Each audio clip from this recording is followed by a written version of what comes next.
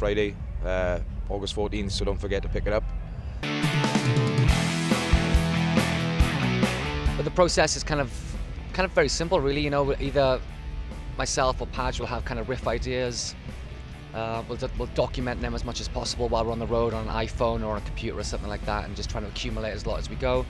And then whenever we get the time to jam stuff out as a band or get the opportunity to put some kind of sample drums behind it, that's what we'll do, you know. So the process is kind of easy. I think that's the part which kind of comes easy to us, you know, writing the music and writing songs that way is, you know, we could do that right now if we had to, but obviously putting the lyrics on, that's when stuff needs to be, I think, thought about a bit more, which is kind of the way we did things this time around. Writing the lyrics for an album is always a challenging process, you know what I mean, but especially when you feel like you really want to connect with your fan base and sing and write about stuff that took an emotional toll on you as a kid growing up and a teenager, a young man and stuff like that, and you know, just trying to strike a nerve with our fans lyrically, you know, and just to let them know that, you know, some of the stuff that we have gone through in our past, you know, is no different to what they might be experiencing, but you know, there's always kind of two ways to look at things, and you know, getting that kind of hard time growing up as I did and stuff like that, just turning it into a positive now is kind of got the last laugh in a way,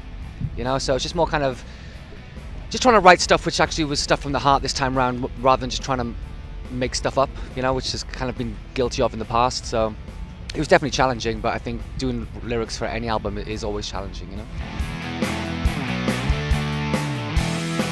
That was an idea I had to do it. We obviously kind of, the song isn't necessarily about that, but we thought that to do something a little bit different, because we touched on themes like that before in the past, on Waking the Demon video and stuff.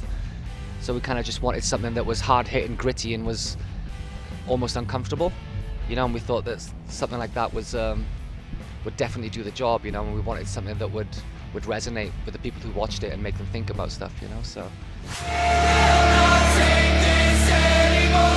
yeah, it came out really well. You know, it's very simple. You know, there's not much going on. You know, there's only 3 people in it, and the concept and the narrative are very, very simple, but I think that's kind of what makes it strong, you know.